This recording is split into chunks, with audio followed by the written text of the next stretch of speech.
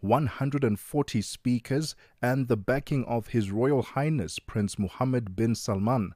This is where the future of global tourism is being written. South Africa's Minister of Tourism, Patricia De Lille, is among the voices calling for stronger global air links. And joining us now with the inside view from Riyadh is Paul Charles, CEO of the PC agency and one of the world's most respected travel strategists. Paul, thank you so much for your time. Welcome to The Upside. For those hearing about the TOURISE Summit for the very first time, do you mind unpacking why it is so important that these global travel leaders are coming together this week in Riyadh? TOURISE is quite unique. It's the first time it's been held here in Riyadh. It's the idea and the brainchild of the Saudi Arabia government and the tourism minister in particular, His Excellency Al Khatib. And it's bringing together some of the biggest and brightest names from around the world and travel brands as well, bringing together chief executives, whether from Africa, Europe, Asia or America, to discuss how to improve travel, how to make travel much more palatable for consumers, to make sure that travel is seen as seamless around the world. And of course, to discuss technology, AI and digital. So all of these things are being talked about in the very, very impressive environment here in Riyadh. Paul, there's quite a lot of talk of redefining the future of tourism. Now, in simple terms, what's the big shift happening right now in Riyadh when it comes to this conversation about the future of tourism? How does that look like practically? I think tourism is changing dramatically. Essentially, what's happened is the world has come out of the pandemic and COVID, and many more people have a desire to travel. Many people were effectively locked up during the COVID period. They were kept at home or they couldn't travel very much to see friends and family. Yeah. And so we've come out of that period with a desire to see the world, to explore, and indeed to have more experiences, often luxury experiences. And those experiences are defining how we travel and where we travel to. So, for example, more people want to have a private experience flying, or they want to have a private experience where they're actually visiting friends and family, but very much they want to do something very different and perhaps pay a little more for it, instead of course, of doing their usual thing, which in the past would have been buying clothes or spending money on things that perhaps they didn't really need. They're prioritizing travel now for their own experience so they can enjoy it and have many memories.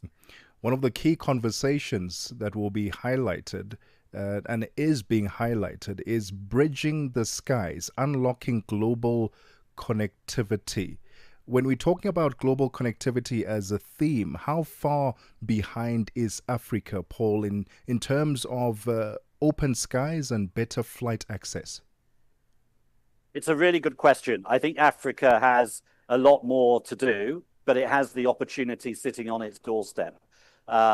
With some parts of the world, we're seeing much more seamless travel. Yeah. Travel without too many borders, travel with more and easier digital access. For example, going through an airport using iris scanners to check your eyes when you're flying, so you don't need to show your passport. And so Africa can learn from what's going on around the world in terms of opening up.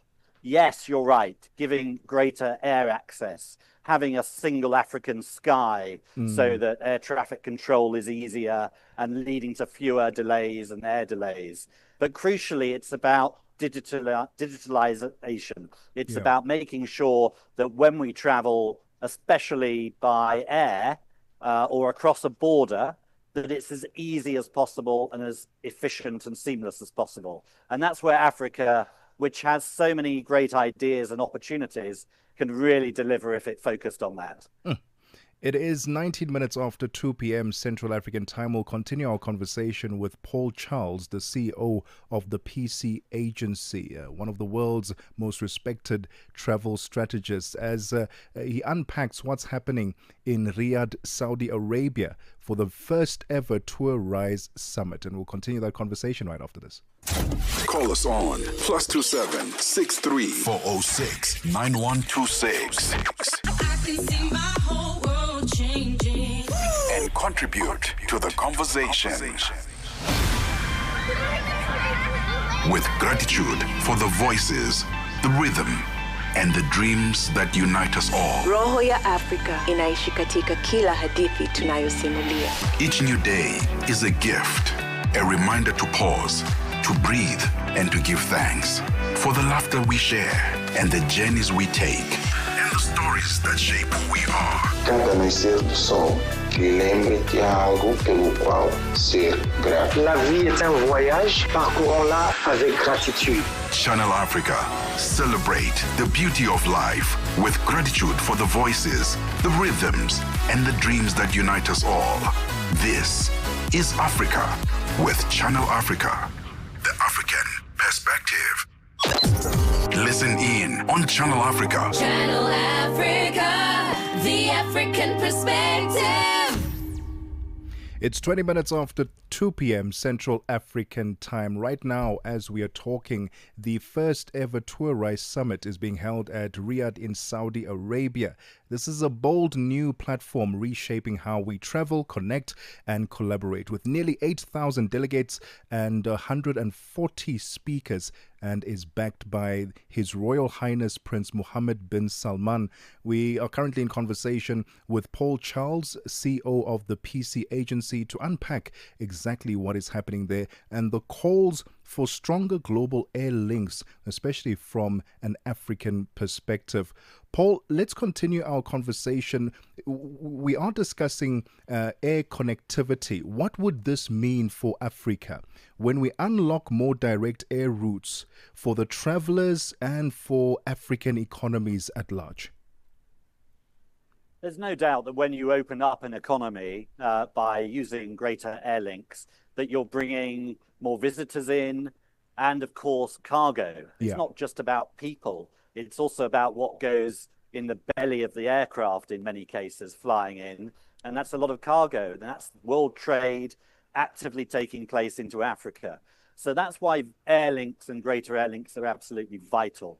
It's why you have to open up whatever country you're looking at in Africa to bring in more visitors and cargo, which then, of course, creates jobs and adds to the wider economy, not just the travel sector element of the economy, but also everything related to it, from healthcare to banking to financial services.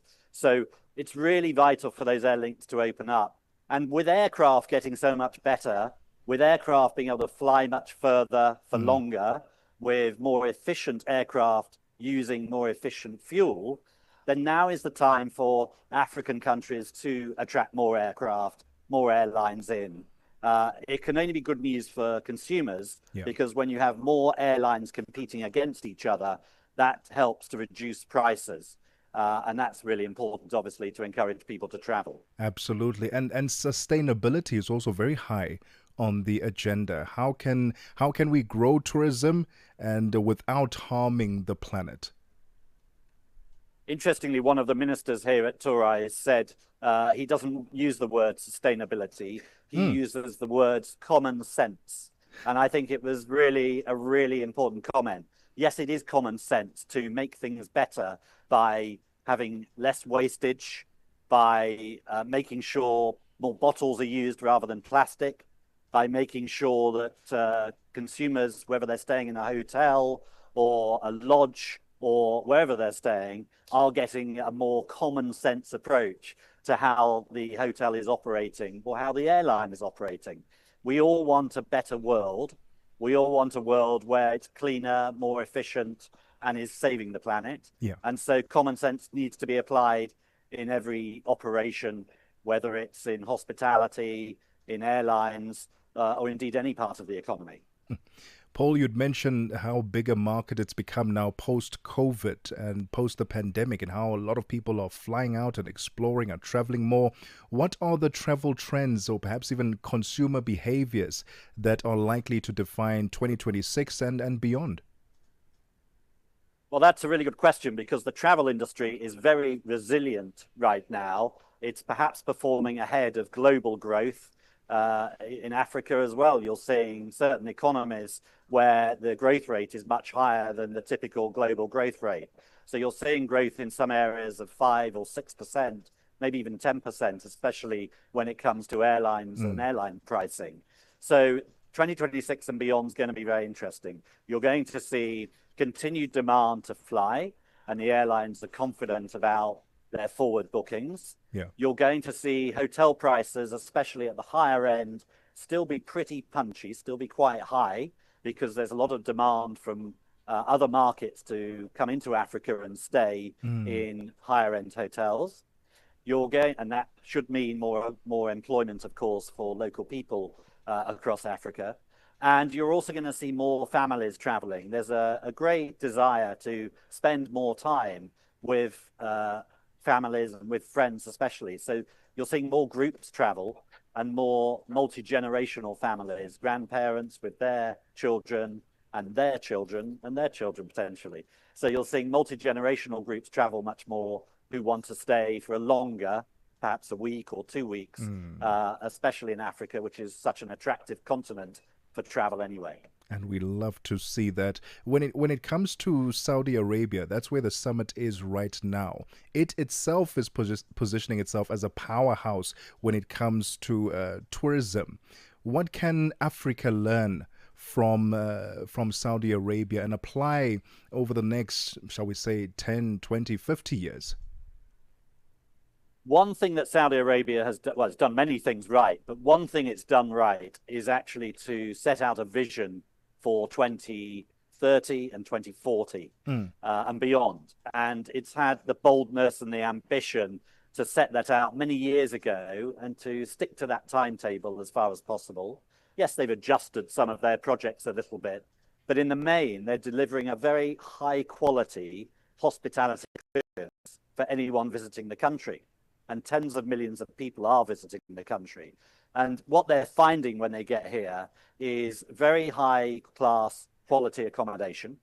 They're finding very friendly people delivering that quality of service, that quality of hospitality, because they've been well trained. Saudi Arabia has invested a lot in really good training for its people. And you notice it when you're served in hotels and you're served in restaurants. The quality of service and hospitality is really, really strong. So they've done that. And I think African countries can look at Saudi Arabia on those levels and go, yes, we should be training our people more. Let's put them through academies. Let's get them trained up so they're delivering a high quality service. They could learn about the high quality of building work and investment that's come into the country. Africa continues to get wide scale investment, but can always get more. So it needs to focus on attracting investment from the private sector as much as possible. And then I think that seamless experience, the fact that when you arrive at an airport, you go through immigration very, very quickly indeed. You're processed very quickly. And African airports could look to that because the arrival experience is the first thing that guests arriving and visitors to Africa experience. So if it's a seamless one and there's a friendly face and it's quick and you get to your accommodation as quickly as possible, that makes for a very, very good arrivals experience. So that's what African countries can also learn, I think, from Saudi Arabia. Amazing. And then, Paul, finally, what's your biggest hope for the future of travel after this summit? My biggest hope is for more seamless travel through digitalization. There's no doubt we're seeing, I think, the end of the passport and that paperwork that you have to show. We're seeing our eyes become our passport of the future. And that's really what makes traveling fun and what will make traveling even more seamless in the future. The fact that I can go to an airport and not have to get out any paperwork, and they can track me with my eyes in the airport and know that I'm racing towards the gate to catch my plane. That's what I think travel will be about from next year onwards. Paul, it's been an honor. Thank you so much for your time this afternoon and for shining a light on what the future of travel looks like, especially on the African continent. Thank you. The voice of Paul Charles, CEO of the PC Agency. He was unpacking what is currently happening in Riyadh, Saudi Arabia. I was calling it Riyadh this whole time. Riyadh, Saudi Arabia, for the very first ever TOURISE Summit, a bold new platform reshaping how we travel, connect, and collaborate. It had over, and currently still has, over 8,000 delegates. It started yesterday. It will be running up until the 13th of November. And the theme that they were covering there is bridging the skies, unlocking global connectivity. It's 30 minutes after 2 p.m. Central African time. Let's get the latest sports with Musibudi Makura. Get Channel Africa on DSTV.